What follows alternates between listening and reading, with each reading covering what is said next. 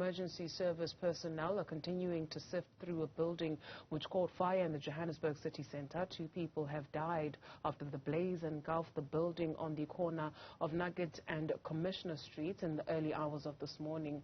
The cause is still being investigated. Katleho Sekhotho is in the city centre for us, Katleho, to give us a sense of what more we know at this hour at least. Good morning, Dudu. Indeed, we are here in the Joburg city centre where the building on corner Nugget and Commissioner caught fire at about 4 a.m. this morning, and the fire really engulfed the building, leaving 2 people dead. 4 people have been taken to hospital to receive further care, and since then emergency service personnel have been on the ground and they have contained the fire. I just want to show you what it's looking like right now, Dudu. As you can see behind me, the building black with soot charred from the fire this morning, and what we understand is that 2 people actually jumped from the building trying to escape the blaze, and leaving a number of people injured. So far we have seen emergency service personnel going from one floor to the other and just trying to ascertain the damage, the extent of the damage, and also the cause of the fire, also sifting through to make sure that nobody's in the building so far and that no one continues to be hurt. So far the fire has been contained, and emergency service, as we can see, the fire truck still on the ground managing the situation.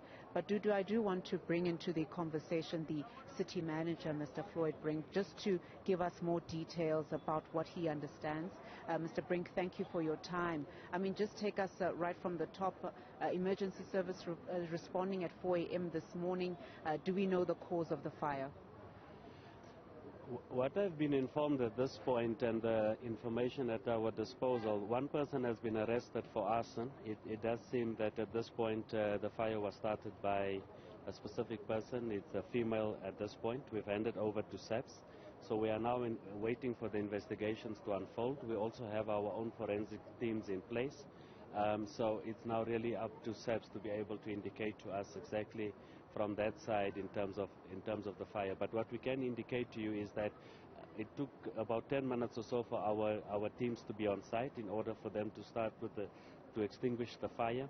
And the fire was also detected through our own camera systems and our IIOC, so we've not received any calls from anyone. So through our own systems we've managed to detect, and that's how we then deployed our teams in with our fire engines.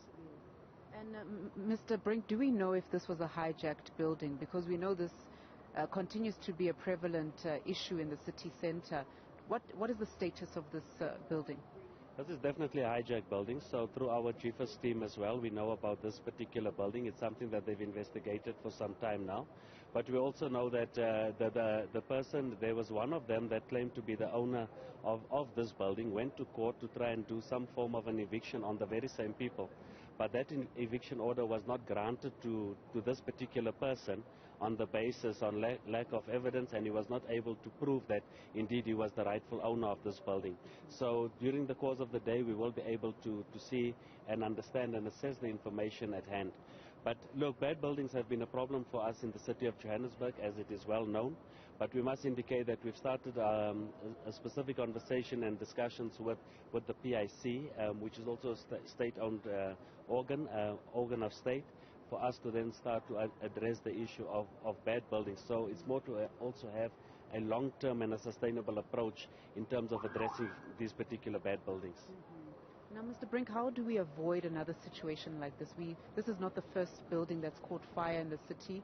How do we make sure that this doesn't happen again? So we've got a team that really focuses on bad buildings. You would have also realized that we've started to win some of the court cases through our own evacuation processes. So we send in our teams from EMS. They look at the buildings, whether they're habitable or not. And once we start to realize that as and when there's issues with regard to fire safety and non-compliance, that's the time when we start with the evacuation processes. Again, it's something that we've indicated before. It's really where there's a high level of dependency in terms of what we do at the municipal level as well as other spheres of government. So it's an approach that we really need to work with the other spheres of government. And I think as we are focusing on these bad buildings, one of our approaches as we are moving forward is to work with the PIC and other spheres of government in order for us to not just look at specific buildings, but look at block per block as well as precinct development in this area.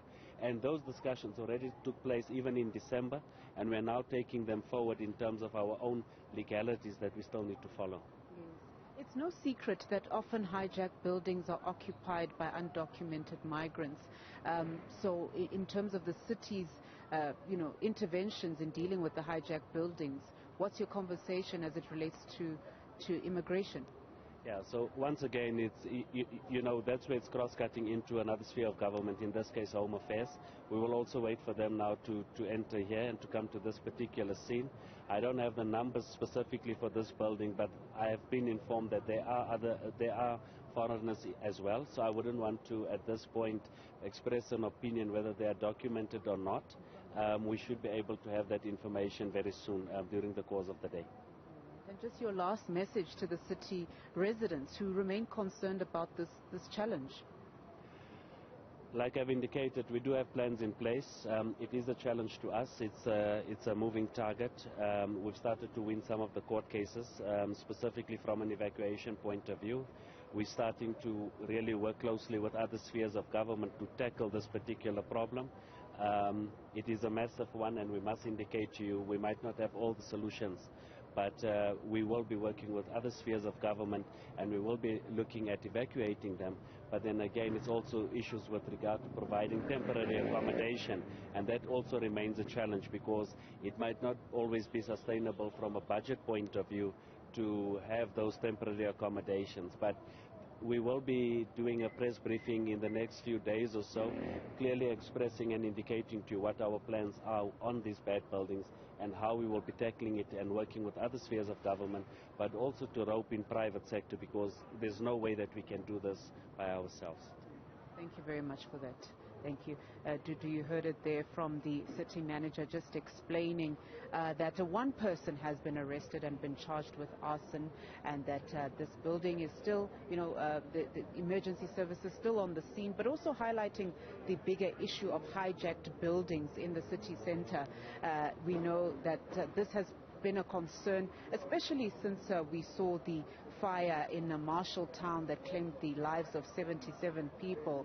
And since then, a number of incidents in the city center, often leaving, so many people injured and also a few people dead, fatalities resulting in these incidents. So a lot of work that the city has to do in looking at the reforms and restructuring of how they maintain the buildings in the city center, and also addressing the issue of hijacked buildings.